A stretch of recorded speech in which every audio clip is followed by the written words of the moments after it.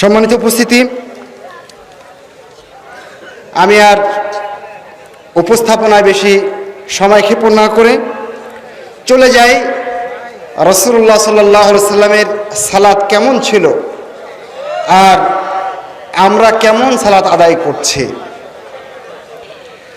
জয়ীফ এবং জাল হাদিসের কবলে রাসূলুল্লাহ সাল্লাল্লাহু আলাইহি ওয়াসাল্লাম এর সালাত যে পড়েছে সে বিষয়ে আমরা গুরুত্বপূর্ণ এবং তত্ত্ববহুল একটা আলোচনা শুনবো ইনশাআল্লাহ। আলোচনা নিয়ে আসছেন আপনাদের অত্যন্ত প্রিয় ভাজন, প্রিয় ব্যক্তিত্ব, প্রিয় বাগ্মী, এদেশের কোটি জনতার হৃদয়ের স্পন্দন, গবেষক, লেখক, আমার বন্ধু ডক্টর মুজাফফর বিন মুহসিন। আমি তাকে তার বক্তব্য পেশ করার জন্য বিনীত অনুরোধ রাখছি।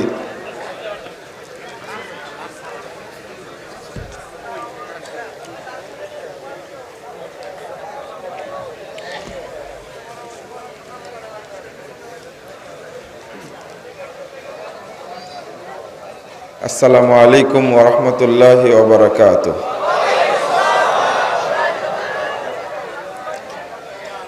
ইন্নাল হামদালিল্লাহ নাহমাদুহু ওয়া নাস্তাঈনুহু মান ইয়াহদিহিল্লাহু ফালা মুদিল্লা লাহু ওয়া মান ইউদ্লিল ফালা হাদিয়া লাহু ওয়া আশহাদু আন লা ইলাহা ইল্লাল্লাহু ওয়াহদাহু লা শারীকা লাহু ওয়া আশহাদু আন্না মুহাম্মাদান আবদুহু ওয়া রাসূলুহু।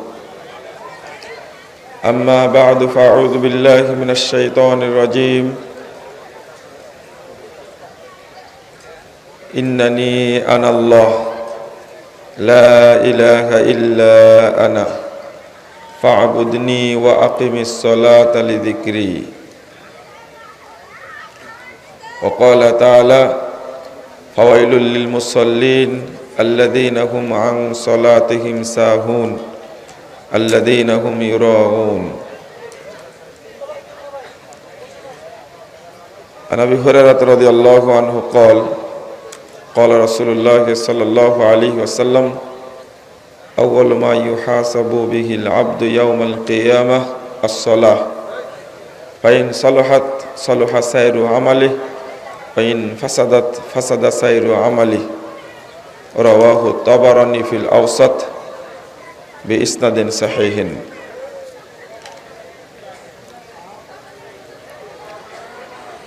আল জামিয়া সালাফিয়া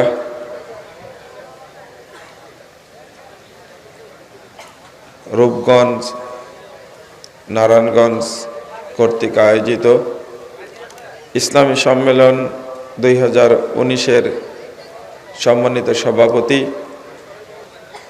উপস্থিত বিদগ্ধ উলামা কেরাম, অতিথিবৃন্দ, সুধী মণ্ডলী, সামনে উপবিষ্ট শ্রদ্ধেয় মুসলিম ভ্রাতৃমণ্ডলী,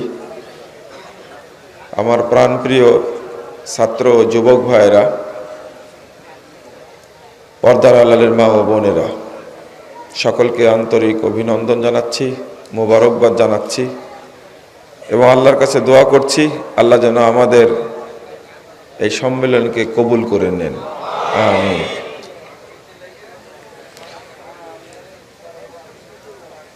আপনারা যারা বিভিন্ন অঞ্চল থেকে, দূর দূরান্ত থেকে এসে সম্মেলনে সামিল হয়েছেন, বিভিন্নভাবে সহযোগিতা করেছেন এবং অনেক কষ্ট স্বীকার করে রাত প্রায় 2টা বাজতে যাচ্ছে জেগে আছেন, বক্তব্য শুনছেন। আল্লাহ আপনাদের আমাদের সকলকে জান্নাতুল ফেরদাউসের সদস্য হিসাবে মনোনীত করুন। আমিন। বন্ধুরা আমার, আমরা মূলত প্রোগ্রামে আয়োজক।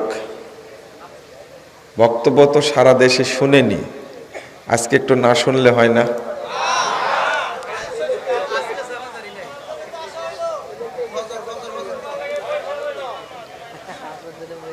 আমরা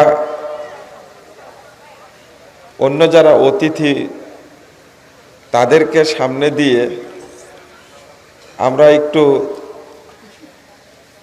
তাদেরকে এগিয়ে দিতে চাই যে অতিথিরা আসতেন তাদেরকে সম্মান জানাই, নাহলে রাত 2টার দিকে এসে আপনাদের কি বলবো আর কি শোনাবো। আমি তো আর উস্তাদ আব্দুর রাজ্জাক বিন ইউসুফের মতো না, এক ধমকে সবাইকে জাগায় দিব।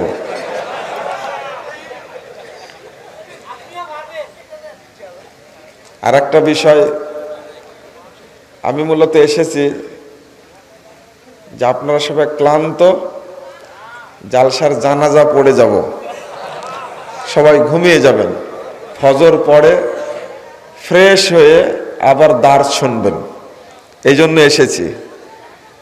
তো বক্তব্য শুরু না করে শেষ করে যাই, এটা মনে করছি। আপনাদের জন্য এটা ভালো হয় না?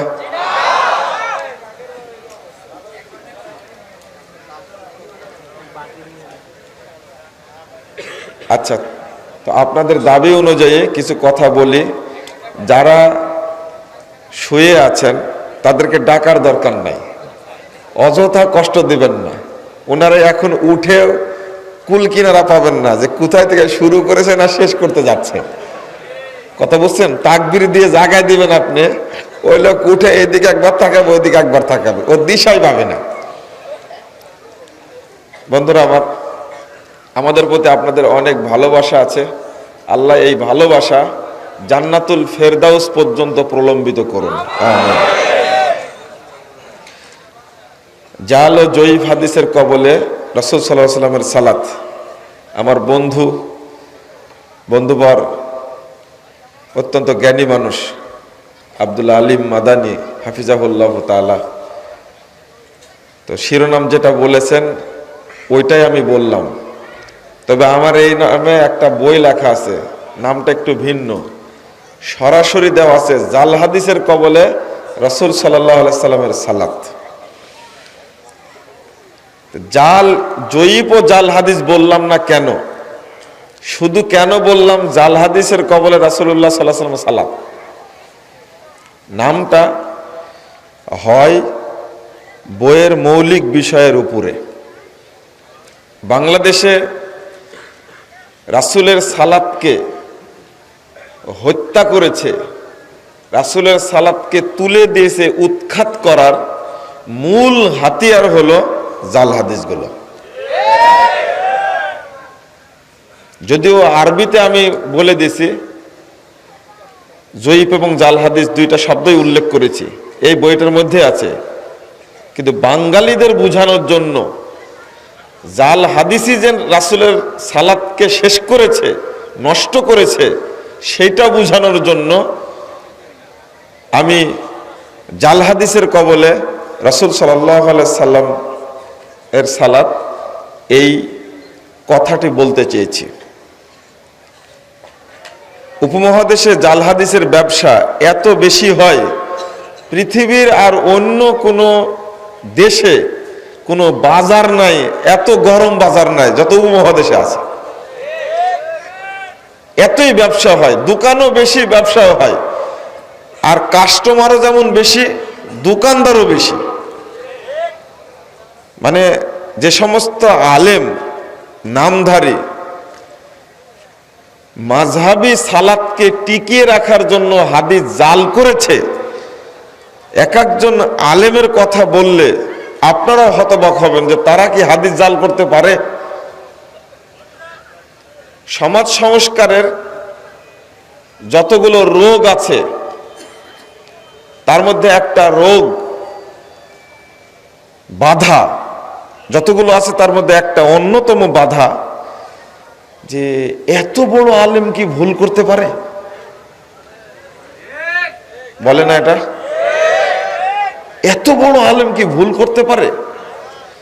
আমি বলছি যে এত বড় আলেম কি হাদিস জাল করতে পারে? আপনি ওটা তো পরের কথা। দারুল উলুম দেওবন্দের একজন প্রভাবশালী প্রিন্সিপাল,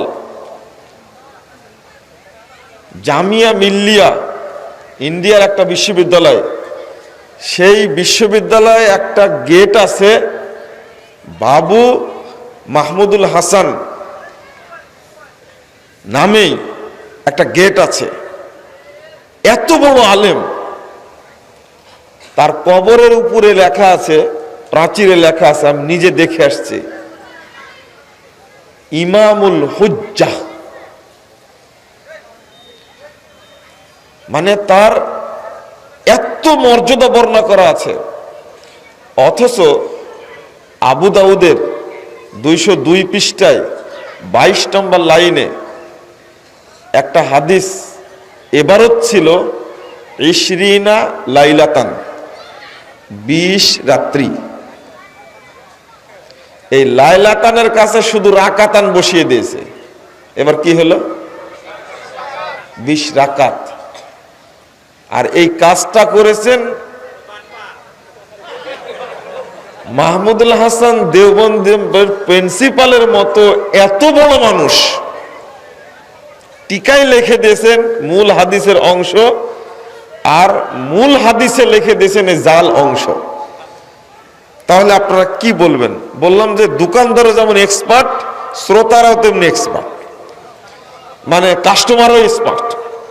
জাল হাদিস মানার ব্যাপারে তারা যেমন প্রস্তুত, আর দোকানদাররাও জাল হাদিস তৈরির ব্যাপারে প্রস্তুত। তো এই ক্ষেত্রে আপনি কি বলবেন? আপনি কিভাবে বলবেন? ভুল করা তো আলাদা ব্যাপার, ইচ্ছা করে হাদিস জাল করা এটা তো আরো অন্য ব্যাপার।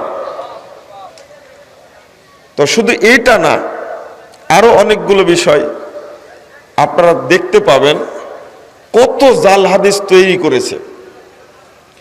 শুধু রফুল ইয়াদাইনকে সাইজ করার জন্য, সালাতে রফুল ইয়াদাইন এটাকে সাইজ করার জন্য যেভাবে উঠে পড়ে লেগে হাদিস জাল করেছে। আরে কাঁচা হাদিস জাল করেছে, কাঁচা হাদিস। কাঁচা বুঝেন? টাটকা, একবারে নগদ, তাজা তাজা তাজা হাদিস জাল করে মানুষের মধ্যে ছড়িয়ে দিয়েছে যে রফুল ইয়াদাইনের কোনো হাদিস এখন মানা যাবে না। অথচ এই তাজা হাদিসটার, কাঁচা নগদ টাটকা জাল হাদিসটার কোনো দলিল পৃথিবীর কোনো গ্রন্থে বর্ণিত হয়নি। মৌলিক কয়েকটা বিষয় সালাতের মধ্যে গন্ডগোল আছে, বেশি না। তার মধ্যে মৌলিক আসল কথা যেটা, বাংলাদেশের মানুষের মধ্যে এই বিভক্তি, দলাদলি আওয়ামী লীগ বিএনপি করার কারণে হয়নি, ধর্মীয় কারণে মুসলিমদের বিভক্তি হয়েছে। একই মসজিদে সালাত আদায় করছে, একজন লোক আওয়ামী লীগ করে, একজন লোক বিএনপির সাথে জড়িত, এক মসজিদে সালাত পড়ে না। কিন্তু যে বেটা 6 তাকবীরে ঈদের সালাত পড়ে, ওই বেটা 12 তাকবীরের ঈদগাহে যাবেই না। আর যেটা 11 রাকাত যে মসজিদে তারাবির সালাত হচ্ছে, ওই বেটা 20 রাকাতের মসজিদে যাবেই না। 20 রাকাত তারাবি যাবে? মূলত বিভক্তি হয়েছে কি কারণে? ধর্মীয় কারণে। আর তার পিছনে সবচেয়ে বেশি ভূমিকা পালন করেছে জয়ীফ এবং জাল হাদিস। মিথ্যা কেচ্ছা কাহিনী আছে, অনেক আছে। তার মধ্যে বেশি কাজ করেছে সমাজ থেকে রাসূলের সুন্নাহকে তুলে দেওয়ার জন্য, বেশি কাজ করেছে জাল হাদিস। তবে ওরা বিদাতিরা জাল হাদিসের কবলে রাসূল সাল্লাল্লাহু আলাইহি ওয়াসাল্লামের সালাত, এই বইটা বের হওয়ার পরে একটু হাঁপ ছেড়েছিল যে হয়তো বা আমরা সমালোচনা করে বেঁচে গেলাম। কিন্তু মাঝখানে আলহামদুলিল্লাহ আমরা কয়েকজন বন্ধু মিলে আর একটা জিনিস বের করেছে, এবং সালাত সহ ইসলামের 5টা যে রুকুন, আকিদা, তাওহীদ, ঈমান সহ ওযু, সালাত, যাকাত, হজ, উমরা, কুরবানি, সিয়াম, রমাদান, এই সবগুলো মিলে কোন কোন জায়গায় ঘাপলা আছে, কোন কোন জায়গায় দুর্নীতি হয়েছে, সবগুলো উল্লেখ করে সঠিকটা প্রকাশ করে আমরা এবার প্রশ্নোত্তর আকারে, জাল সালাদটাও প্রশ্নোত্তর আকারেই 1330টা প্রশ্ন নিয়ে প্রশ্নোত্তরে আরকানুল ইসলাম আলহামদুলিল্লাহ বেরিয়ে গেছে। এখন ওদের চিন্তা হয়েছে এটা শুধু সালাতের পিছনে লাগছিল, এবার রুকুনগুলো সবগুলোই ধরেছে। এখন গালিগালাজটা আরো বেশি শুরু হয়েছে। আপনারা বইটা সংগ্রহ করবেন। তো একজন ব্যক্তি আমার উপর রেগে গেছে, ঈমান অধ্যায়টা পড়েছে, পড়ার পরে ফোন দিয়ে বলছে যে আপনি এটা কি লিখেছেন, আমার পড়ে মনে হচ্ছে তো আমার ঈমানই নাই। আমি বললাম যে আরেকটু পড়েন তাহলে সুবিধা হবে। বলছে কি সুবিধা হবে? আমি বললাম যে ওযু অধ্যায়টা পড়েন, আপনার মনে হবে 60 বছরে যা ওযু করেছে একটাও হয়নি। তখন বলছে যে আশ্চর্য, তাহলে পড়তে বলছেন কেন? সালাত অধ্যায়টা পড়বেন, 60 বছরে যে সালাত পড়েছেন এটা নবীর সালাত, এটা জাল সালাত আপনার মনে হবে। আমাকে একটু গালিগালাজ করলো। ফোনে তো কাছাকাছি না, তো ফোনে তো গালিগালাজ করা যায়, নগদ এটা আর কি। তা আলহামদুলিল্লাহ 1 সপ্তাহ পরে 600 পৃষ্ঠার বই 1330টা প্রশ্ন উত্তর পড়ে শেষ করেছে। করে আমাকে বলছেন যে আমি মাপ চাই আপনার কাছে, সেদিন একটু গালিগালাজ করেছে আপনাকে। আসলে বাস্তবই যে 60 বছরের জীবনে 55 বছর পর্যন্ত যে সালাত পড়েছে এই সালাত নবীর সালাত না। হজ আমাকে আবার করা লাগবে, উমরাও আমাকে আবার করা লাগবে। আমি বললাম যে এবার কি বাস্তবতা মিলল? আলহামদুলিল্লাহ আমি 1 সপ্তাহ আগে গালিগালাজ শুনেছি, 1 সপ্তাহ পরে গিয়ে দোয়া পেয়েছি আলহামদুলিল্লাহ। এইরকম যদি আল্লাহ প্রত্যেকটি অশুদ্ধ মানুষ, বেদাতি আকীদা সম্পন্ন শিরকি আকীদা যার মধ্যে আছে, প্রত্যেক ব্যক্তির কাছে যদি প্রশ্নোত্তর আরকানুল ইসলাম বইটা চলে যেত আর যদি হেদায়েত পেত কতই না ভালো হতো আলহামদুলিল্লাহ। আমরা চাচ্ছি সংস্কার। কিছু টেক্কা আলেম, ফুটকা আলেম গালিগালাজ করছে, কিন্তু অধিকাংশ মানুষের মাথাকে আল্লাহ সংশোধন করে দিয়েছে আলহামদুলিল্লাহ। আল্লাহর অনেক শুকরিয়া। আমি বলি, আপনারা এই আয়াতটা জানেন তো, ফাওয়াইলুল লিল মুসাল্লিন কোন সূরার মধ্যে আছে? সূরা, খুব বড় সূরা। আমার প্রশ্ন, ছোট্ট 2টা আয়াত, ছোট্ট 2টা সূরার মধ্যে আল্লাহ উল্লেখ করেছেন। একটা হলো ফাসল্লি লিরাব্বিক, আছে না? কোন সূরা? এই আয়াতটি আর কোন সূরার মধ্যে আছে না। তোমার রবের জন্য সালাত আদায় করো, এটা আল্লাহ নির্দেশ করছেন। আর একটা ছোট্ট সূরার মধ্যে, এটা তো সূরা বাকারার মধ্যেও থাকতে পারতো, ফাওয়াইলুল লিল মুসাল্লিন, মুসল্লিদের জন্য ওয়াইল জাহান্নাম, দুর্ভোগ। আল্লাযীনা হুম আন সালাতিহিম সাহুন, যারা তাদের সালাতের ব্যাপারে কি উদাসীন। সালাতটা রাসূলের তরিকায় হচ্ছে না পীরের তরিকায় হচ্ছে, এটা যে খোঁজ রাখে না, এটাই হলো উদাসীনতা। কেন খোঁজ রাখে না? ও কোথায় হাত বাঁধছে, কিভাবে রুকু করছে, কিভাবে সেজদা করছে, কোন দোয়া কোথায় পড়ছে, কোন জানার চেষ্টা করে না, এটাই হলো উদাসীনতা। কখনকার সালাত কখন পড়ছে, এটা হলো উদাসীনতা। তা তাদের জন্য দুর্ভোগ। আর যারা মানুষকে দেখানোর জন্য সালাত আদায় করে, কেউ বলছেন ওয়াইল এটা জাহান্নামের নাম, কেউ বলছেন জাহান্নামের একটা শাস্তি ওয়াইল। তো মানুষ সালাত পড়ে জাহান্নামে যাবে, এটা কি ভাবা যায়, চিন্তা করা যায়? যাবে। ছোট্ট উদাসীনতার একটা উদাহরণ দেব আপনাদেরকে, আপনারা আবার ভয় পেয়ে যায় না। সহিহ মুসলিমের 1010 নম্বর হাদিস, মুহাম্মদ রাসূলুল্লাহ সাল্লাল্লাহু আলাইহি ওয়াসাল্লাম বলছেন, লা ইয়াযালু কওমুন ইয়াতাআখারুনা আনিস সাফফিল আউয়াল, এক শ্রেণীর মানুষ সর্বদা প্রথম কাতার থেকে পিছনে সালাত আদায় করবে, প্রথম কাতার পাবে না। জামাতে পড়বে কিন্তু প্রথম কাতারে শামিল হতে পারবে না। রাসূল সাল্লাল্লাহু আলাইহি ওয়াসাল্লাম বলছেন, হাত্তা ইউআখিরাহুমুল্লাহু ফিন্নার, অবশেষে আল্লাহ তাদেরকে জাহান্নামে নিক্ষেপ করবে। আরে বেনামাজির কথা হিসাবে আনলাম না, এই লোকটা কি নামাজ পড়ে না? মসজিদেও পড়ে, জামাতেও পড়ে, কথাটা বুঝেন। এই জন্য তো এত রাত্রিতে আমাদের বক্তব্য চলে না, একটু সুর তাল দিলে না একটু তালে তালে হয়। বুঝা যাচ্ছে? লোকটা মুসল্লি, 1, 2 মসজিদেও পড়ে, 3 জামাতেও পড়ে, কিন্তু কি প্রথম কাতারে শামিল হতে পারে না, সবসময় কি শেষ কাতারে শামিল হয়। আল্লাহ তাদেরকে জাহান্নামে নিক্ষেপ করবেন, এটা কেমন হলো? তাহলে বেনামাজির কি হবে ওটা পরে রাখেন, এইটা হলো অলসতা। আপনাকে বলবো যে আপনি সর্বদা চেষ্টা করবেন যে প্রথম কাতারে শামিল হব, এরপরে যদি শেষ কাতারে আপনি যান তাতে কোনো আপত্তি নাই। কিন্তু 6 মাস যাবৎ সালাত আদায় করবেন প্রতিদিন 5 ওয়াক্ত, প্রথম কাতার একদিনও পাবেন না 6 মাসে, এর নাম সতর্কতা না।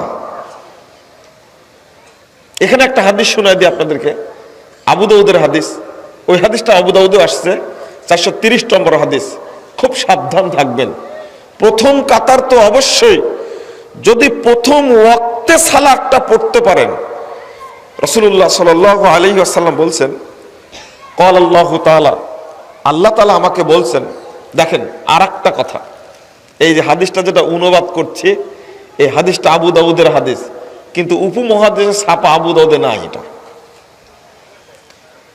তুলে দিয়েছে, খতম করে দিয়েছে একে। আল্লাহ রাসূল বলছেন যে আল্লাহ তাআলা আমাকে বলছেন, ফারাজতু আলা উম্মতি খামসা সালাওয়াত, আমি তোমার উম্মতের উপরে 5 ওয়াক্ত সালাতকে ফরজ করেছি। ওয়াহিদতু ইনদি আহাদা, আর আমি আমার কাছে একটা অঙ্গীকার করে রেখেছি, আমি একটা ওয়াদা করেছি, প্রতিজ্ঞা করেছি, আন্নাহু মান জাগা ইউহাফিযু আলাইহিন্না লিওয়াক্তিহিন্না আদখালতুহুল জান্নাহ, যে ব্যক্তি 5 ওয়াক্ত সালাত ওয়াক্ত মোতাবেক আদায় করে আমার কাছে আসবে, 5 ওয়াক্ত সালাত ওয়াক্ত অনুযায়ী আদায় করে, আউয়াল ওয়াক্তে আদায় করে আমার কাছে আসবে, আমি আল্লাহ অঙ্গীকার করেছি আমি তাকে জান্নাত দান করব। তো মানুষ সিয়াম রাখলেও জান্নাতে যাবে, তবে নবী আল্লাহ ওয়াদা করেননি। হজ করলেও জান্নাত পাবে, লাইসা লাহু জাযা ইল্লাল জান্নাহ, হজ্জের পথ কোনো নেকি নাই, নেকি বলতে জান্নাত। যাকাত দিলেও জান্নাতে যাবে, কিন্তু আল্লাহ ওয়াদা করেননি কোনো জায়গাতে, পাওয়া যায় না হাদিসে। কিন্তু ওয়াক্ত মোতাবেক সালাত আদায় করলে আল্লাহ তাকে জান্নাত দিবেন, এটা আল্লাহ প্রতিজ্ঞা করেছেন, ওয়াদা করেছেন। এটা বলুন আলহামদুলিল্লাহ। আপনারা ওয়াক্ত মোতাবেক চেষ্টা করবেন তো ইনশাআল্লাহ, ইনশাআল্লাহ। এই হাদিসটা আবু দাউদে নাই, এটা আমার ব্যক্তিগত বিশ্লেষণ। যেটা ইমাম আবু দাউদ রাহিমাহুল্লাহ, তার লকব হলো ইমামু আহলিল হাদিস। যত হাদিসের কিতাব আছে তার মধ্যে সবচেয়ে সমৃদ্ধ একটা অধ্যায়, সব হাদিস গ্রন্থ থেকে পৃথক একটা অধ্যায় ইমাম আবু দাউদ রচনা করেছেন, কিতাবুস সালাত। সালাত অধ্যায়টা সমৃদ্ধ, খুঁটি নাটি সালাতের বিষয়ে সব উল্লেখ করেছেন। আর কোন মুহাদ্দিস পৃথিবীতে সালাত অধ্যায়টা এত সমৃদ্ধ করেননি। ইমাম আবু দাউদকে আল্লাহ রাব্বুল আলামিন জান্নাতুল ফেরদাউসে উচ্চ স্থান দান করুন। তিনি যে পরিশ্রমটা করেছেন, কিন্তু বাংলাদেশে এই আবু দাউদটাকেই ধরা হয়েছে সালাতকে নষ্ট করার জন্য। আমি আরেকটা চিন্তা আপনার মাথায় ঢুকিয়ে দিই। 1859 নম্বর হাদিস, তাবরানী, ইমাম তাবরানী রাহিমাহুল্লাহর একটা কিতাব আল মুজামুল আওসাত। 1859 নম্বর হাদিসে রাসূলুল্লাহ সাল্লাল্লাহু আলাইহি ওয়াসাল্লাম বলছেন, আউয়ালু মা ইউহাসাবু বিহিল আবদু ইয়াউমাল কিয়ামাহ আস-সালাহ। কিয়ামতের মাঠে সর্বপ্রথম হিসাব নেওয়া হবে সালাতের, প্রথম হিসাব নেওয়া হবে সালাতের। যদি সালাত শুদ্ধ হয় অন্যান্য আমলগুলো শুদ্ধ হবে। ওয়াইন ফাসাদাত ফাসাদা সায়রু আমালি, যদি সালাত নষ্ট হয়, সালাত যদি অশুদ্ধ হয়, তাহলে অন্য সব আমলই বাতিল বলে গণ্য হবে। নাউজুবিল্লাহ।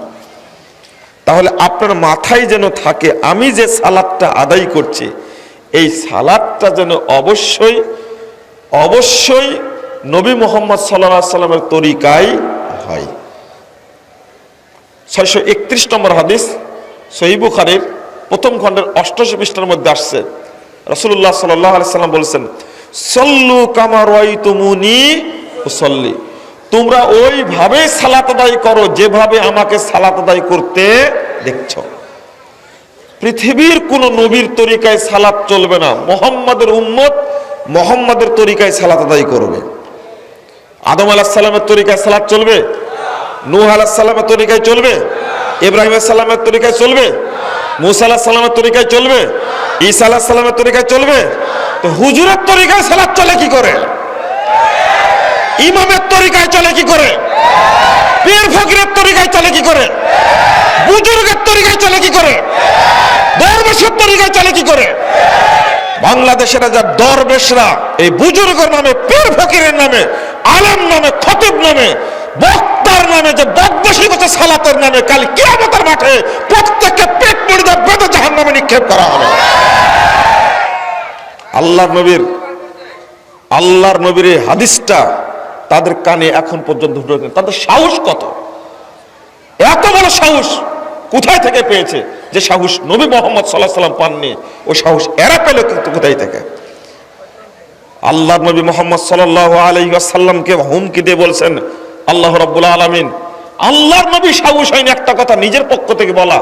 44, 45, 46 নম্বর আয়াত সূরা হাক্কা খুলুন, ওয়ালাউ তাকাওয়ালা আলাইনা বা'দাল আকাবিল।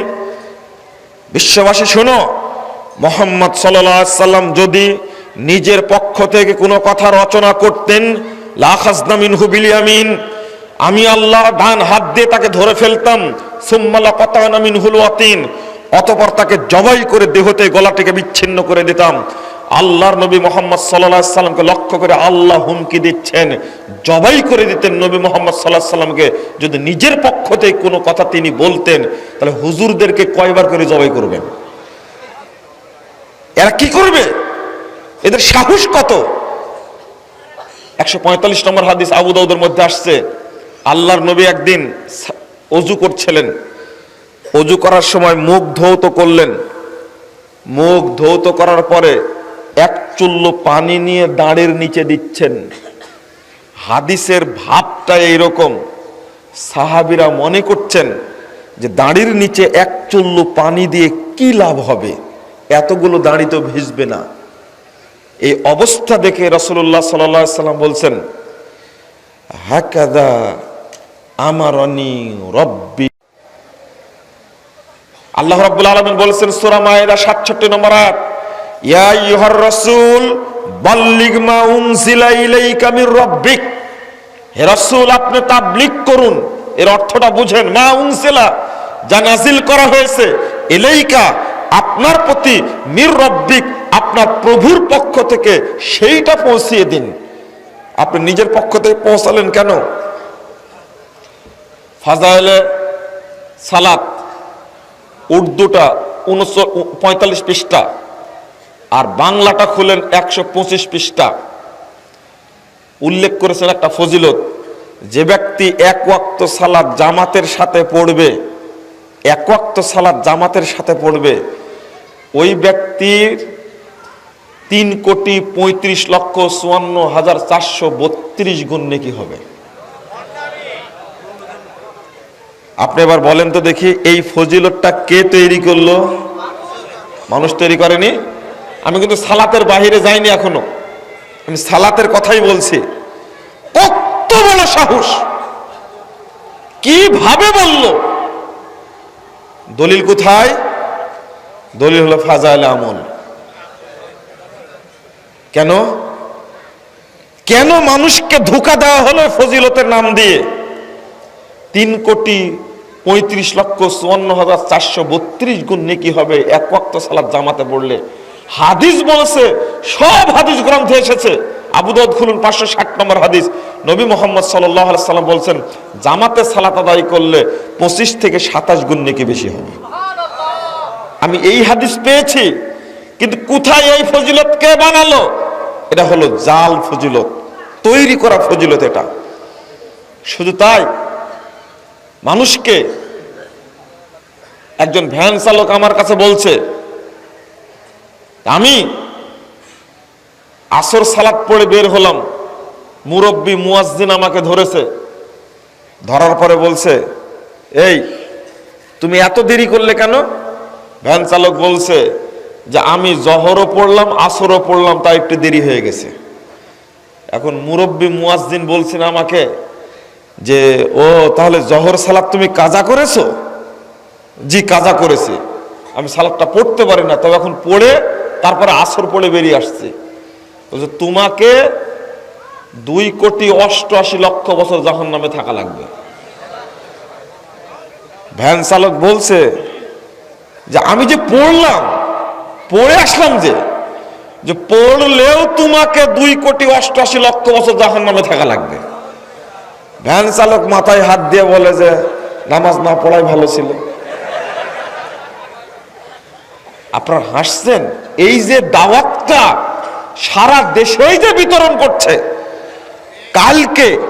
গতকাল রাত্রিতে পাবনাতে একজন তবলিগের বেড়া এলাকার আমিরের সাথে দীর্ঘ প্রায় 1.5 ঘন্টা আমার আলোচনা, তার মধ্যে এই কথাটা বললাম, বলে শুনেই বলছে, কি বলেন এটা জাল কথা এটা?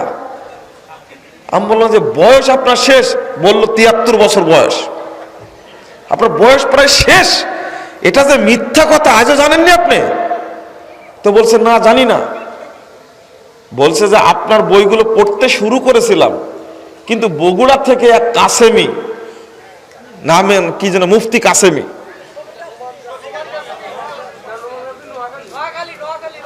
না বগুড়ার এই কাসেমি এসে অনেকগুলো বই দেখায় আমাদেরকে বলল যে আমরা যে আমলগুলো করি সেগুলো হাদিসে আছে। তারপর থেকে আমি বই পড়া বন্ধ করে দিয়েছি। আমি বললাম যে এই হুজুরই আপনাকে পথভ্রষ্ট করেছে, বই দেখায়। আজকে আবার একটা শুনলাম, এক মাজার পূজারী আর এক মাজার পূজারীর বিরুদ্ধে লাগছে। এক ব্যাকুবের কথা বললেন না, এই যে কি নাম বললেন কিছু আগে, নৌমান কাসেমি। আমি এদের নাম নিতে চাই না, বুঝছেন, আমার ঘৃণা লাগে। 288, হ্যাঁ এবার বুঝলাম, আমি আগে বুঝিনি। এই 288, এই ব্যাকুব শুনেন, ঘটনা শুনেন। আমি নারায়ণগঞ্জ একটা প্রভাবশালী স্কুল, সেখানে গিয়াসউদ্দিন স্কুল অ্যান্ড কলেজ, আমাকে এক সেমিনারে নিয়ে যাচ্ছে। আমার গাড়ি রোধ করার জন্য হুজুর নিয়ে আগে থেকে রাস্তায় রেডি। আমি বুঝতে পারিনি, কিন্তু আমার গাড়িতে একজন পরিচিত লোক বসা ছিলেন। উনি বলছেন যে এরা তো আপনাকে ধরতে পারে। গাড়ি নিয়ে আগাচ্ছে, আমি তো বসে আছি, সঙ্গে সঙ্গে আমাকে দেখতে পেয়েছে। দেখতে পেয়ে এই কাসেমি গাড়ির সামনে দাঁড়াইছে। আমি ড্রাইভারকে বললাম তুমি জোরে হর্ন দিয়ে এগিয়ে যাও। তো ওদের কবল থেকে আল্লাহ রাব্বুল আলামিন আমাকে মুক্তি দিলেন, আলহামদুলিল্লাহ। তো বেঁচে গেলাম। আজকে একটা আয়াত পড়ছে কি জানেন, দেওয়ানবাগীর বিরুদ্ধে বলতে গিয়ে বলছে 2 জায়গায় ভুল করেছে। ওখানে আছে ইয়াউমা ইয়াআযযু যালিমু আলা ইয়াদাইহি ইয়াকুলু ইয়া লাইতানি ইত্তাখাযতু মা'আর রাসূলি সাবিলা। ও বলছে যে ইয়া ওয়াইলাতা লাইতানি লাম আত্তাখিজ দেওয়ানবাগী খলিলা। বুঝতে পারলেন? আমি হতবাক হয়ে গেছি। আয়াতটা 2 বার পাঠ করছে, লাম আত্তাখিজ দেওয়ানবাগী খলিলা। আয়াতের মধ্যে দেওয়ানবাগী এই অপবিত্র জঘন্য শুয়োরের নামটা বসায় দিছে ওখানে। বুঝতে পারছেন? একটু চিন্তা করেছেন আপনি? আচ্ছা, দেওয়ানবাগীতে একটা মানুষের না জানোয়ার একটাই। আমি প্রধানমন্ত্রীর কাছে অনেক আগে আবেদন করেছি, আপনি হলেন মায়ের জাতি। ফাতেমা রাদিয়াল্লাহু আনহার বিরুদ্ধে যে উক্তি করেছে এই বদমাশকে দেশে টিকানো ঠিক না, ওকে দেশ থেকে বের করে দেওয়া উচিত,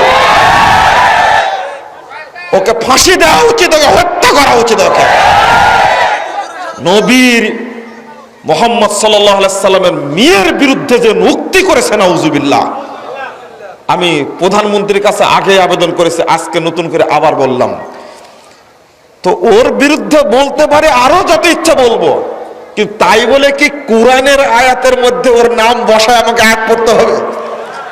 এ কত বড় গণ্ড মূর্খ আর কত বড় নিচু! কোরআন হলো আল্লাহর কালাম। আল্লাহর কালামের মধ্যে কারো কথা যোগ করা জায়েজ, এটা হারাম। এটা হারাম। কিভাবে বললো? এটা তাদের কাছে কোনো ব্যাপারই না এটা। আরে যারা হাদিস চুরি করে, জুতা চোর তো দেখেছেন, স্যান্ডেল চোর দেখেছেন, হাদিস চোর তো দেখেননি আপনারা। আপনারা কত জায়গায় দেখবেন হাদিস চোর, হাদিসের এবারও চুরি পর্যন্ত করেছে, কল্পনার বাহিরে। হতবাক! আপনাকে এই জাতিকে কি শিক্ষা দেবেন? আপনি বলে দিল 2,88,00,000 বছর জাহান্নামে থাকতে হবে। এক ওয়াক্ত সালাত যদি কাজা হয়ে যায়, সুম্মা মাদা, অতঃপর যদি মাদা আবার যদি পড়ে নাই, তবুও তাকে জাহান্নামে থাকতে হবে 2,88,00,000 বছর। এটা ফাজাইল আমুল নামাজ অংশের উর্দু বই 39 পৃষ্ঠায়, বাংলা বই 116 পৃষ্ঠার মধ্যে আপনি পাবেন এটা। তো বলছিলাম যেটা, আল্লাহর নবী মুহাম্মদ সাল্লাল্লাহু আলাইহি ওয়াসাল্লাম হাদিসটা বললেন, আল্লাহ কত রহম করেছেন বান্দার উপরে।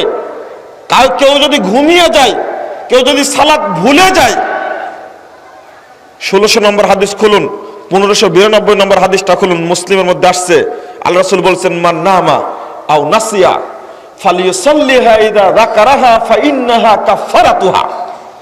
কেউ যদি সালাত ভুলে যায় বা ঘুমিয়ে থাকে, ওই ব্যক্তি যেন আবার যখন জাগবে ঘুম থেকে বা যখন মনে হবে তখনই যেন সালাতটা পড়ে নেয়, এটাই তার জন্য কাফারা। বলুন আলহামদুলিল্লাহ। আল্লাহ বান্দার উপরে কত রহম করেছেন, অথচ একটা মিথ্যা কথা উল্লেখ করে, ডাহা মিথ্যা কথা, একবারে গাঁজাখড়ি কথা একবারে উল্লেখ করে বলছে 2,88,00,000 বছর জাহান্নামে থাকতে হবে। এটা কি সহ্য করা যায়? এগুলো বলেন দেখি, কেমনে বলবেন এটা? এরপরেও একটা ঘাপলা আছে এখানে। বাংলায় অনুবাদ করতে গিয়ে কথা লেখেনি, কিন্তু জাকারিয়া সাহেব ঠিকই লিখে দিয়েছেন। জাকারিয়া সাহেব নিজে লিখতে গিয়ে লিখছেন, এই কথা উল্লেখ করার পরে, লাম আজিদহু ফিমা ইনদি মিন কুতুবিল হাদিস। আমার নিকটে যত হাদিসের গ্রন্থ আছে, এই হাদিস গ্রন্থের মধ্যে এই হাদিস আমি পাইনি। লিখলেন কেন আপনি? নিজেই যদি বলছেন আমি হাদিস পাইনি, লিখলেন কেন আপনি? আমার কড়া কথা শুনে আপনারা হয়তো একটু অসন্তুষ্ট হচ্ছেন। আপনারা অসন্তুষ্ট হলে আমার যায় আসে না। আমাকে সন্তুষ্ট করতে হবে আল্লাহকে। আপনি অসন্তুষ্ট হলে আমার যায় আসে না। নবীর বিরুদ্ধে এরকম ডাহা মিথ্যা কথা বলবে আর তাকে আমি বিড়ালের মতো আদর করবে, এটা হতেই পারে না। এটা আহলে হাদিসদের স্বভাব না। এটা কিভাবে হয়? এটা তুমি জেনে মিথ্যা কথা বলছো নবীর নামে, তোমার সাহস কত? তুমি কেন বানালে এগুলো? এই সমস্ত সালাতের নামে তৈরি করলে কিভাবে? এই সাহসটা কে দিল তোমাকে? আল্লাহ নবী মুহাম্মদ সাল্লাল্লাহু আলাইহি সাল্লাম আসরের সালাত, মাগরিবের সালাত, এশার সালাত, এই 3 সালাতই মাগরিবের পরে ধারাবাহিকভাবে আদায় করেছেন। সহিহ বুখারীর 596 নম্বর হাদিস, 598 নম্বর হাদিসটা আপনি খুলুন, আপনি সেখানে পাবেন। 238 পৃষ্ঠা খুলুন, সহিহ মুসলিমের প্রথম খণ্ডের মধ্যে আসছে, মুহাম্মদুর রাসূলুল্লাহ সাল্লাল্লাহু আলাইহি ওয়াসাল্লাম একদিন ফজরের সালাত আদায় করেন, সূর্য প্রায় 10টা, 10:30, 11টা বাজার পরে পড়েছেন। তাহলে আল্লাহর নবী এবং এই সাহাবীরা কতদিন থাকবে জাহান্নামে? আচ্ছা, কথা বললেই তো হিসাব নিকাশ করে বলা উচিত। আপনারা দুঃখিত হবেন, আমি কেন বলেছি জাল হাদিসের কবল রাসূল সাল্লাল্লাহু আলাইহি ওয়াসাল্লামের সালাত কেন বললাম? কুলুপ নিয়ার যে হাদিসটা তৈরি করেছে এটা জাল। কুলুপ নিয়া যে আছে না, এটাও জাল, জাল কথা। আমি কেন বলবো না? প্রত্যেক অঙ্গ ধোয়ার সময় দোয়া পড়তে হবে, এটা জাল। ওযুর সময় দোয়া পড়তে হবে, বিসমিল্লাহির রহমানির রহিম, আল ইসলামু হাক্কুন আল কুফরু বাতিল আল ঈমানু নূরুল কুফরু যুলমাতুন, এটা জাল কথা। এবার ডাহা মিথ্যা কথা একটা। যখন আমি দাঁড়াবো সালাতে তখন নায়াতু পড়বো, এটা একটা জাল কথা। আপনি কোনটা নেবেন? আজানের দুয়ার মধ্যে ওয়ার দারাজাত রাফিয়া ওয়ার যুকনা শাফাআত ইয়াউমাল কিয়ামা, এটা কি? জাল। ফজরের সালাতে আসসালাতু খায়রুম মিনান নাউম, এর জবাবে কি বলবো? সাদ্দাকতা ওয়া বারারতা, এটা মিথ্যা কথা, জাল। এটা আমি এমনি নাম দিয়েছি জাল হাদিসের খবর রাসূলুল্লাহ সাল্লাল্লাহু আলাইহি ওয়াসাল্লাম সালাত, আমার শখ লাগছে নাকি? শুধু তাই, হাদিস জাল করার পটু তারা। ঘটনা মিথ্যা ঘটনা তো আছে, কিন্তু হাদিস জাল করার এত বড় সাহস। আবু দাউদের 110 পৃষ্ঠা খুলেন আপনি, ভারতীয় ছাপা আবু দাউদের মধ্যে কত কৌশল করেছে ইমাম আবু দাউদ রাহিমাহুল্লাহ। হাত বাঁধার হাদিস উল্লেখ করেছেন 4টা, 3টা নাভির নিচে আর 1টা বুকের উপরে। এই 4টা হাদিসের একটাও আবু দাউদের মধ্যে নাই, একটাও নাই। কারণ 3টা নাভির নিচে হাত বাঁধার এই হাদিসকে ইমাম আবু দাউদ উল্লেখ করে তিনি নিজেই জয়ীফ বলেছেন। বুকের উপরে হাত বাঁধার হাদিসটা সম্পর্কে কোনো মন্তব্য করেননি। তাহলে তার দৃষ্টিতে কি বুকের উপরে হাত বাঁধার হাদিস কি সহিহ, আর নাভির নিচে হাত বাঁধার হাদিস কি জয়ীফ, তিনি নিজেই বলে গেছেন। আর 275 হিজরি ঘটনার কথা বলছি, তার আগের কথা বলছি, সেই যুগে তিনি জয়ীফ বলে গেলেন। বাংলাদেশের প্রিন্ট আবু দাউদ, উপমহাদেশের প্রিন্ট আবু দাউদ থেকে এই 4টা হাদিস তুলে দেওয়া হলো কেন? কি উদ্দেশ্য? কি রহস্য রয়েছে? রহস্য একটাই, এই হাদিস পড়তে গেলে যদি ছাত্ররা জানতে পারে, শিক্ষকরা জানতে পারে ইমাম আবু দাউদি নাভির নিচের হাত বাঁধার হাদিসকে জয়ীফ বলে গেছে, কেউ নাভির নিচে হাত বাঁধবে না, বুকের উপরে বাঁধবে। এই ষড়যন্ত্রের কারণে 4টা হাদিসকেই খতম করে দেওয়া হয়েছে। খুলেন ইমদাদিয়া প্রেস, ঢাকা, বাংলা বাজার, চক বাজার আছে আবু দাউদ, খুলেন। ওরা আবার নাম্বারিং করেছে, সৌদি আরবের প্রিন্টের সাথে নাম্বারিং করেছে। 756, 57, 58, 59, কয়টা হলো? 4টা।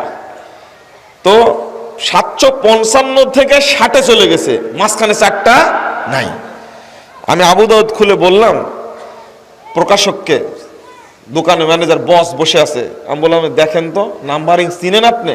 আমি নিজে দেখেন 755 থেকে 60 কি করে হয়, মাঝখানে 4টা হাদিস কই? তো এটা তো আমরা খেয়াল করিনি। আমি বললাম যে আগামী দিনে ছাপানোর সময় এই 4টা হাদিস যোগ করে ছাপাবেন, না হলে কিয়ামতের মাঠে কেউ অভিযোগ না করলে আমি অভিযোগ করব। বাঁচতে পারবে এটা? কারা করেছে এটা? কারা করেছে? মাযহাবীরা করেন এটা? হাদিস তুলে দিল কেন? কোন সাহসে তুলে দিল এটা?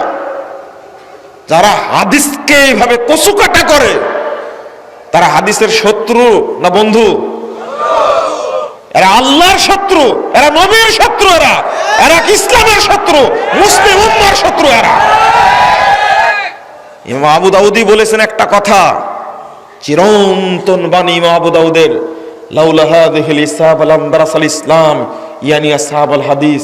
ইমাম আবু দাউদের মুখ থেকে বেরিয়ে গেছে একটা কথা, পৃথিবীতে যদি আহলে হাদিসরা না থাকতেন তাহলে ইসলাম পৃথিবী থেকে মিটে যেত। এই ঘাপলাবাজি, এই প্রতারণা, এই বদমাশি, এর মুখোশ উন্মোচন করে দিয়েছে আহলে হাদিসরা। আলহামদুলিল্লাহ, মানুষরা বুঝছে, একজন ডিসি সাহেব বুঝছে, একজন ম্যাজিস্ট্রেট বুঝছেন, একজন সচিব বুঝছেন, একজন এসপি সাহেব বুঝছেন, একজন ওসি সাহেব বুঝছেন, একজন ডাক্তার, ইঞ্জিনিয়ার এখন বুঝা শিখেছেন। তারা হাদিস কিনে এই হাদিসটাই আপনি যাচাই করবেন, আমি আপনি যাচাই করতে পারবেন।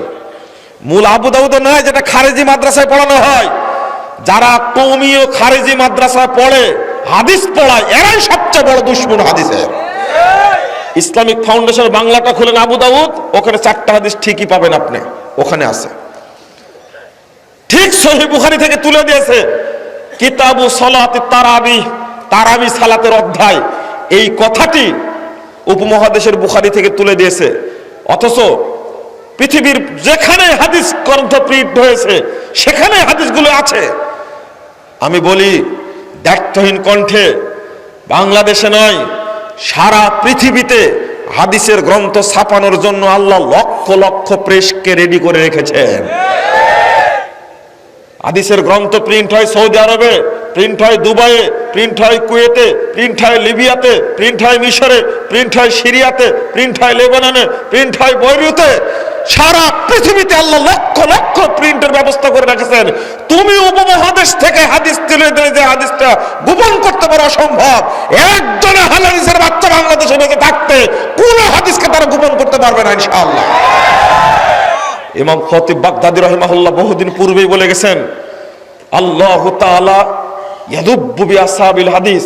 তিনি বলেছেন ফাকাত জাআলাল্লাহু তাআলা আহলাহু আরকানা শারিয়া। আল্লাহ রাব্বুল আলামিন এই পৃথিবীতে আহলে হাদিসদেরকে শরীয়তের রুকুন করেছেন, অহুরাসাদ্দিন এবং দ্বীনের পাহারাদার হিসেবে নিযুক্ত করেছেন। কাম মিন মুলহিদিন ইয়ারুমা ইয়াখলুতা বিশ-শারিয়া মা লাইসা মিনহা। আল্লাহু তাআলা ইয়াদুব্বু বিআসহাবিল হাদিস। পৃথিবীর যে যেখানে দুষ্কৃতিকারী কোনো প্রতারক, কোনো বদমাশ যদি শরীয়তের মধ্যে এমন কথা প্রবেশ করে যা শরীয়তে নাই, আল্লাহু তাআলা ইয়াদুব্বু বিআসহাবিল হাদিস, আল্লাহ তাআলা আহলে হাদিসদের দ্বারা ওই বেদাতকে তিনি প্রতিরোধ করে থাকেন। আলহামদুলিল্লাহ। ওয়াহুমুল হুফাযু লিআরকানিহা ওয়াল কাওয়ামুনা বিআমরিহা ওয়া শানিহা। আহলে হাদিসরা পৃথিবীতে শরীয়তের সংরক্ষক এবং শরীয়তের রক্ষণ তারা। তিনি বলছেন শরীয়তের মর্যাদাকে তারাই সংরক্ষণ করে থাকে। আলা উলাইকা হিজবুল্লাহ ইন্না হিজবাল্লাহি হুমুল মুফলিহুন। শুনে রাখো হে পৃথিবীবাসী, পৃথিবীবাসী শুনে রাখো, আহলে হাদিসরাই এই পৃথিবীতে আল্লাহর সেনাবাহিনী, আর আল্লাহর সেনাবাহিনী যুগে যুগে জয়লাভ করে থাকে। বলুন আলহামদুলিল্লাহ। অসম্ভব একটা হাদিস গোপন করে পার পাবে না একজন সহিহ আকীদার সালাফি মানহাজের লোক এই বাংলাদেশে বেঁচে থাকতে কোনো বেদাতির ঘুম হবে না ইনশাআল্লাহ। অসম্ভব ব্যাপার, অসম্ভব। উন্মুক্ত করে দিবেই, হকটা আল্লাহ প্রকাশিত করে দিবেই। আল্লাহ রাব্বুল আলামিন, আল্লাহ রাসূল সাল্লাল্লাহু আলাইহি ওয়াসাল্লাম বলে দিয়েছেন, সহিহ মুসলিম 143 পৃষ্ঠা খুলুন, দ্বিতীয় খণ্ডের। আল্লাহ রাসূল বলছেন, লা তাযালু তাইফাতুম মিন উম্মতি যাহিরুল হক লা ইয়াদুররুহুম মান খাযালাহুম হাত্তা ইয়াতি আমরুল্লাহুম কাযালিক। সর্বদা একটি দল হকের উপরে বিজয়ী থাকবে, বিরোধীরা তাদের কোনো ক্ষতি করতে পারবে না। ইতিমধ্যে কিয়ামত আসবে, তারা বিজয়ী হিসাবেই থাকবে। বলুন আলহামদুলিল্লাহ। বন্ধুরা আমার, কথা বেড়ে যাবে, আমি সংক্ষেপে নিয়ে আসছি। রফুল আয়াদান সম্পর্কে একটু শুনেন। রফুল আয়াদানের হাদিস বর্ণিত হয়েছে, সহিহ হাদিস বর্ণিত হয়েছে 4 শতাধিক।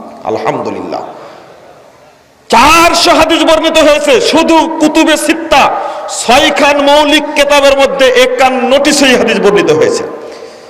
সহিহ বুখারীতে আসছে 5টা, সহিহ মুসলিমে আসছে 5টা, আবু দাউদে আসছে 16টা, ইবনু মাজাতে আসছে, নাসাইতে আসছে 13টা, ইবনু মাজাতে 11টা, তিরমিজিতে 1টা। প্রায় 51টি সহিহ হাদিস বর্ণিত হয়েছে শুধু কুতুবে সিত্তার মধ্যে, বুখারী, মুসলিম, আবু দাউদ, নাসাই, তিরমিজি, ইবনু মাজার মধ্যে। অথচ আর অন্য কিতাব সহ প্রায় 4 শতাধিক হাদিস বর্ণিত হয়েছে রফুল আযানের পক্ষে। সালাতে রফুল আযান করতে হয় সালাত শুরুর সময়, রুকুতে যাওয়ার সময়, রুকু থেকে উঠে 2 রাকাত পড়ে যখন তাশাহুদ পড়ে আবার 3য় রাকাতের জন্য জানায় তখন রফুল আযান করতে হয়। 4 জায়গায় রফুল আযান করতে হয়, এটা রাসূল সাল্লাল্লাহু আলাইহি সাল্লামের সুন্নাত। এই সুন্নাতকে তুলে দেওয়ার জন্য যে ষড়যন্ত্র চলেছে, তার একটা সূক্ষ্ম ষড়যন্ত্র হলো 109 পৃষ্ঠা খুলুন আবু দাউদের মধ্যে। আবু দাউদের পিছনে কেন লাগছে বললাম না যে আবু দাউদ রাহিমাহুল্লাহ সবচেয়ে বেশি ভূমিকা পালন করে সালাতের উপরে। ইবনু মাসউদ রাদিয়াল্লাহু আনহু সালাত শিক্ষা দিতে গিয়ে একবার রফুল আযান করলেন। এই হাদিস ইমাম আবু দাউদ উল্লেখ করেছেন। করার পরে ইমাম আবু দাউদ রাহিমাহুল্লাহ মন্তব্য করছেন, হাদা হাদিসুন মুখতাসারুন মিন হাদিসিন তাবিলিন লাইসা হুয়া বিসাহিহিন। এই হাদিসটা লম্বা হাদিসের সংক্ষিপ্ত রূপ, এই হাদিসটা সহিহ নয়। আবু দাউদের 109 পৃষ্ঠা খুলেন আপনি, হাদিসটা আছে, কিন্তু ইমাম আবু দাউদ যে মন্তব্য করলেন এই মন্তব্যটুকু নাই। আপনারা কি বুঝলেন আমার কথাটা? এই ঘুমন্ত অবস্থায় কি এই কথা বোঝা যায়? হ্যাঁ, হাদিসটা আছে, ইমাম আবু দাউদ মন্তব্য করে গেলেন হাদিস সম্পর্কে, লাইসা হুয়া বিসাহিহিন, এই হাদিস সহিহ নয়। এই মন্তব্য তোমরা তুলে দিলে কেন? মাজায় এত বল, এত শক্তি, পিস টিভি বন্ধ করে দিতে পারো, আহলে হাদিসদের প্রোগ্রাম বন্ধ করে দিতে পারো, আহলে হাদিস মসজিদ পুড়িয়ে দিতে পারো। তোমাদের দ্বারা মসজিদ পুড়িয়ে দিতে সম্ভব, এটা স্বাভাবিক। যদি কোরআনের আয়াত পরিবর্তন করতে পারো, হাদিস যদি পরিবর্তন করতে পারো, মসজিদ পুড়িয়ে দেওয়া তোমাদের জন্য খুব স্বাভাবিক। এটা কোনো সময় পিস টিভি বন্ধ করা তাদের কাছে কোনো ব্যাপারই না, এতিমখানা বন্ধ করে দেওয়া কোনো ব্যাপারই না। তবে মনে রেখো, আল্লাহর গজব খুব আসন্ন। যদি আহলে হাদিসদের পিছনে লাগো, আল্লাহর গজব নাজিল হবে, এতে কোনো সন্দেহ না। টিকতে পারবে না, অসম্ভব। সাবধানে কথা বলে আহলে হাদিসদের বিরুদ্ধে।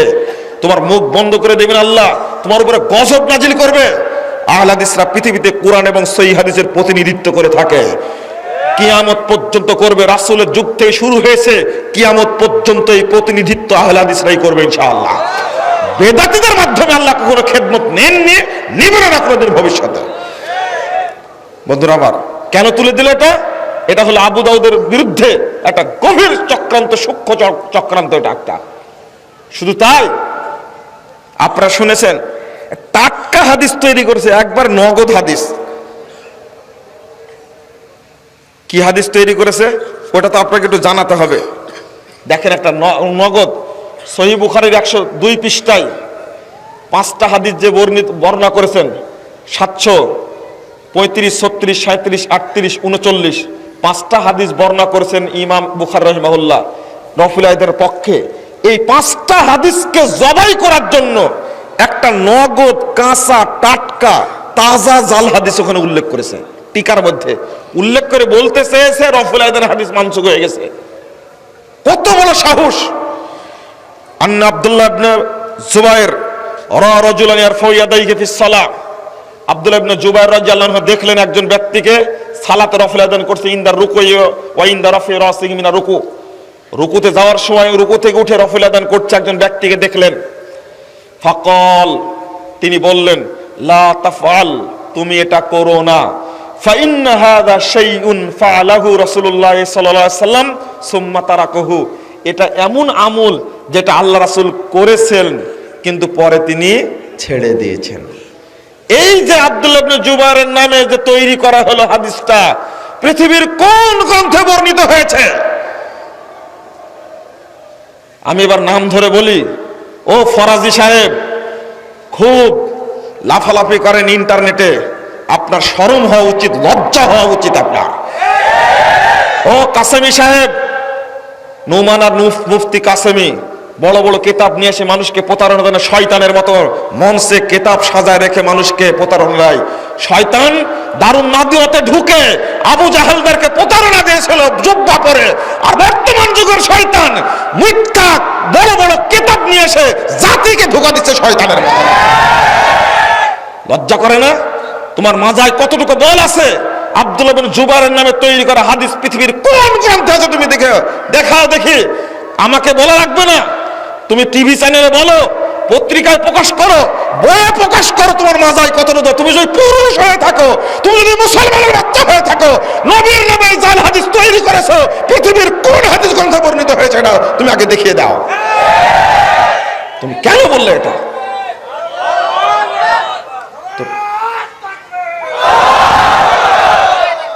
তুমি কোন সাহসে কথা বলো? আহলে হাদিসদেরকে গালিগালাজ করো কোন একটা হাদিস প্রচারের কারণে, একটা হাদিস নবীর নামে মিথ্যাচার করার কারণে তোমাকে জাহান্নামে যেতে হবে। তুমি বাঁচতে পারবে না, তুমি যাবে কোথায়? তোমার বাঁচার কোনো সুযোগ হবে না। তুমি হাদিস তৈরি করলে কেন? হাদিস তৈরি করেছে আর একটা, কি জানেন? তাও এই হাদিসটা উল্লেখ করেছে বুখারীর টিকায়, যেন কেউ না মানে। হেদায়াত টিকার মধ্যে উল্লেখ করেছে। হেদায়াত টিকার মধ্যে একইভাবে লেখছে, কি জানেন? নাউজুবিল্লাহ, 111 পৃষ্ঠার মধ্যে লেখছে, ওয়াল্লাযী ইউরা মিনার রাফি মাহমুলুন আল ইবতিদা কাযা নুকিলা আন ইবনে জুবাইর। হেদায়াত গ্রন্থকার কত বড় কুচক্রী, চিন্তা করেছেন? এই ব্যাটা করছে কি, লিখতে গিয়ে লিখছে যে রফুলে আদাইনের আমুলটা আগের যুগে ছিল, এটা বোঝা যায়, পরে এটা আমল করা লাগবে না, যেমন ইবনু জুবাইরের বর্ণনা দ্বারা বোঝা যায়। আর বেটা ইবনু জুবাইরের কথাটা তো মিথ্যা। আব্দুল্লাহ ইবনে জুবাইরের নামে যে কথা তৈরি করেছো তুমি, এটাই তো মিথ্যা কথা। আর মিথ্যা কথা যারা দলিল নিচ্ছে তারা আবার ওঠা। আর একটা কথা বলে, সাহাবীদের উপরে অমিথ্যা অপবাদ বলে, আর নবীর যুগে সাহাবেরা গোপনে বগলে পুতুল রাখতো, তাই রফুল আদান করতে বলেছেন। আমরা যেহেতু বগলে পুতুল রাখি না, আর রফুল আদান করা লাগবে না। এই নোংরা জঘন্য জাজল্য মিথ্যা কথা, সাহাবীদের উপর মিথ্যা অপবাদ পৃথিবীর কোন গ্রন্থে বর্ণিত হয়েছে? কোন হাদিসের গ্রন্থে নাই, কোন ইতিহাসের গ্রন্থে নাই, কোন বালাগাতের গ্রন্থে নাই, কোন ইলমুর রিজাল গ্রন্থে নাই, কোন মান্তিকের গ্রন্থে নাই, কোন গ্রন্থেই বর্ণিত হয়নি। এই টাটকা কথা শুধু বাংলাদেশে চালু করে রেখেছে শুধু রফুল আদানের হাদিসকে হত্যা করার জন্য। এটা গেল আব্দুল্লাহ ইবনে জুবাইরের নামে। আর একটা শুনেন, আব্দুল্লাহ ইবনে আব্বাস রাদিয়াল্লাহু আনহু নামে।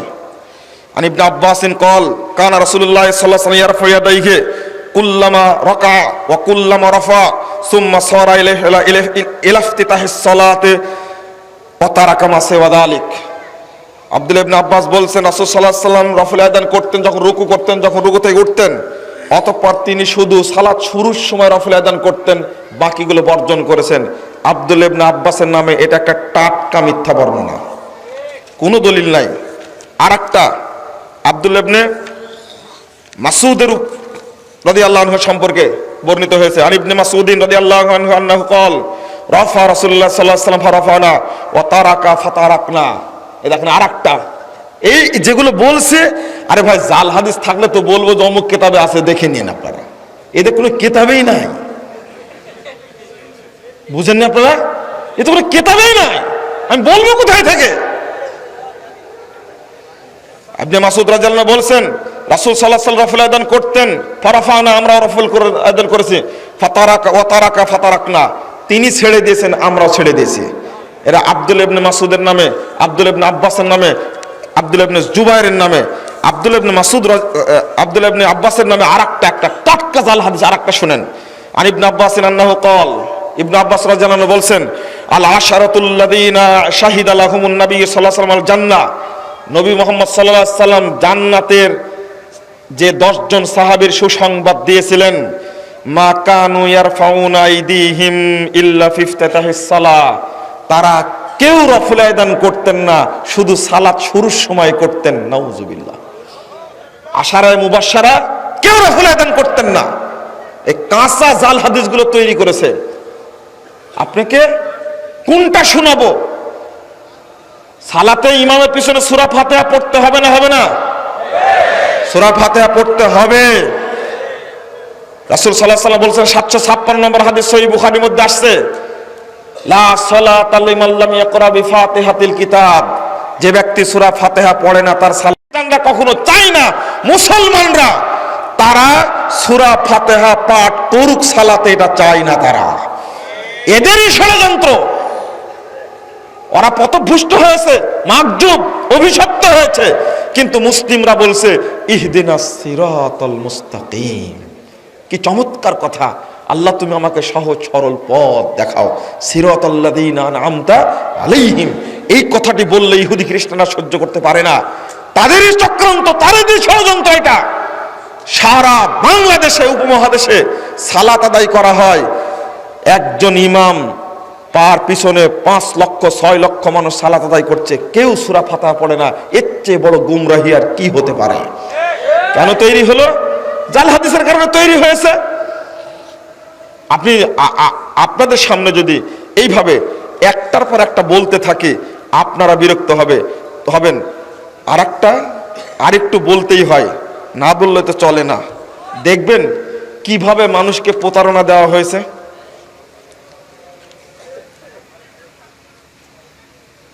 দেখেন তো, আমি পড়ি, আপনারা একটু শুনেন। ফাজাইলে আমুল 118 পৃষ্ঠা।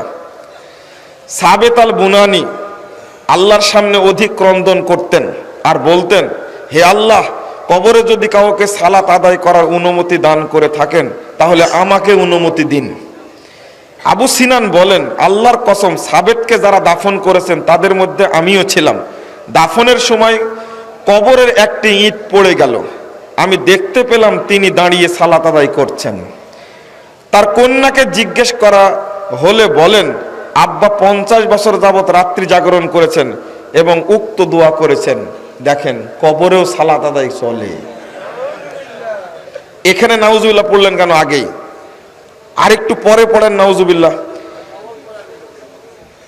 আর একটা দেখেন 153 পৃষ্ঠা, শায়েখ আব্দুল ওয়াহিদ রাহিমাহুল্লাহ ছিলেন বিখ্যাত বুজুর্গের একজন। তিনি বলেন, আমার একবার খুব ঘুমের চাপ হলো, ফলে রাত্রের নিয়মিত তাসবিহগুলো পড়তে ছুটে গেল।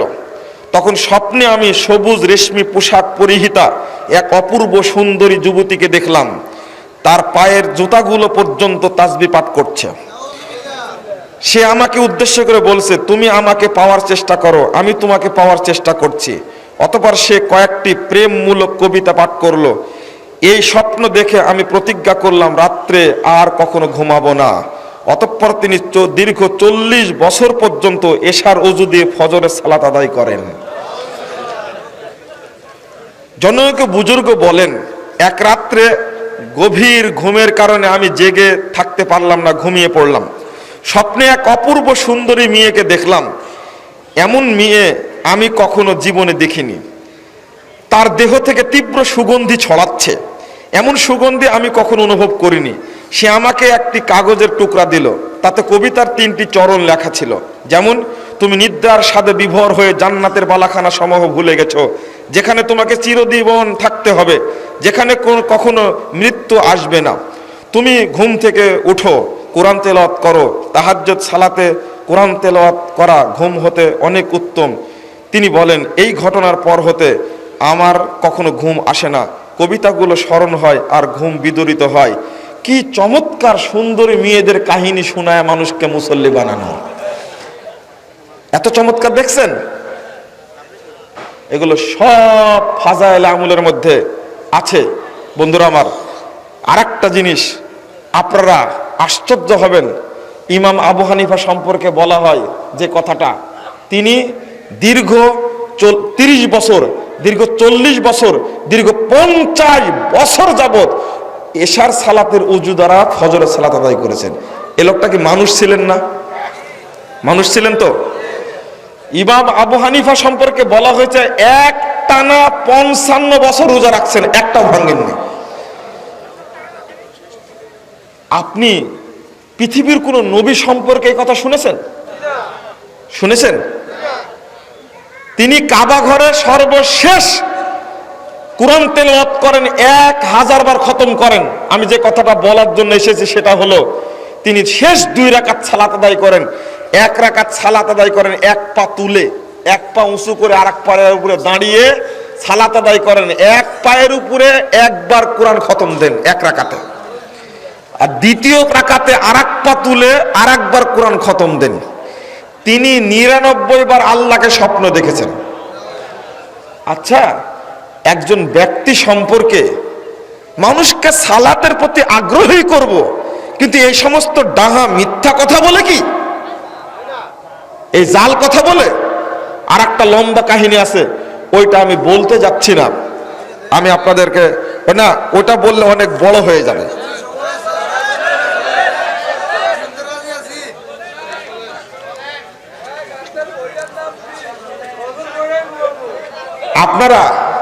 আপনারা আমি আলোচনা আরো করতাম দীর্ঘ, একটু রাত্রের শুরুর দিকে, অর্থাৎ যদি 12টা যদি দিত, তাহলে 12টা থেকে অন্তত 1টা 1:30টা পর্যন্ত চালানো হতো।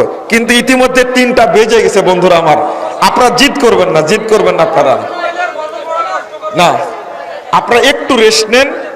রেস্ট নেওয়ার পরে, না 2 ঘন্টা টাইম আছে, এখনো 2 ঘন্টা টাইম আছে, আপনারা রেস্ট নেন, আলোচনা শুনতে পাবেন। আমি আপনাদেরকে একটু শেষে অনুরোধ করব, মানুষকে সহি তরিকায় সালাত আদায়ের ব্যাপারে উৎসাহ দিবেন আপনারা ইনশাআল্লাহ। হাদিস যখন পেয়ে যাবেন আপনারা, তখন যেন জাল হাদিস এবং জয়ীফ হাদিসের উপর আমল যেন না হয়। কথা মনে থাকবে, জাল এবং জয়ীফ হাদিসই মুসলিম উম্মার সবচেয়ে বড় শত্রু। জাল এবং জয়ীফ হাদিসই এই দেশটাকে শেষ করে দিয়েছে। আর এই বর্ণনাগুলোই বিভিন্ন কেতাবের মধ্যে, বলুন তাফসিরের কেতাব, ফিকহের কেতাবের মধ্যে বেশি বর্ণনা আছে, যা আমাদের কেতাবগুলোতে আমরা স্পষ্ট ভাষা তুলে ধরার চেষ্টা করেছি। আরেকটা অনুরোধ করব, আপনারা মানুষকে বেশি বেশি সচেতন করুন, দাওয়াত দিন। নিজে সঠিক আমল করে কি বসে থাকবেন? না, অসম্ভব। আপনারা কি করুন, আপনারাও দাওয়াতি কাজ করুন, মুখে কথা বলুন। আর এখন তো মাধ্যম অনেক হয়েছে, এখন আমাদের পত্রিকা আছে আলহামদুলিল্লাহ, তারপরে বই পুস্তকগুলো আছে। বিশেষ করে আপনাদের অনুরোধ করব, জাল হাদিসের কবলে রাসূল সাল্লাল্লাহু আলাইহি ওয়াসাল্লামের সালাত, এই বইটি পড়ে বড় বড় আলেম পর্যন্ত তার আকীদা পরিবর্তন করেছে আলহামদুলিল্লাহ। সেটা নিজে আমার নিজের দেখা, অনেকে প্রকাশ করতে পারছে না, হয়তো পরিবেশ আসলে প্রকাশ করবে ইনশাআল্লাহ, সময় আসবে। এটা আমি পড়ার জন্য অনুরোধ করব। আর আরেকটা, এই যে আমার হাতে দেখছেন প্রস্তুত আরকানুল ইসলাম, এই বইটা প্রত্যেককে আমি সংগ্রহ করার জন্য আমি বিনীত অনুরোধ জানাচ্ছি। এই মঞ্চগুলো, এই প্যান্ডেলগুলো, বইয়ের লাইব্রেরিগুলোতে পাওয়া যাবে ইনশাআল্লাহ। আপনারা বইটি সংগ্রহ করবেন। 1330টা প্রশ্নোত্তর আছে। এই যে মোবাইলে প্রশ্ন করে বিরক্ত করেন আপনারা, আর বিরক্ত করা লাগবে না। আলহামদুলিল্লাহ, বাংলাদেশের প্রেক্ষাপট অনুযায়ী আমরা কোরআন এবং সহিহ সুন্নাহর দাওয়াত দিয়ে যাচ্ছি। আল্লাহ যেন এই দাওয়াতটা অব্যাহত রাখেন, আল্লাহুম্মা আমিন। আল্লাহ যেন আমাদের সবাইকে কবুল করেন, আল্লাহুম্মা আমিন। আকুলু কাউলি হাদা আস্তাগফিরুল্লাহ লি ওয়া লাকুম ওয়া লিসাইরিল মুসলিমিন। ওয়াসসালামু আলাইকুম ওয়া রাহমাতুল্লাহি ওয়া বারাকাতুহু। সুবহানাকাল্লাহুম্মা বিহামদিকা আশহাদু আল্লা ইলাহা ইল্লা আনতা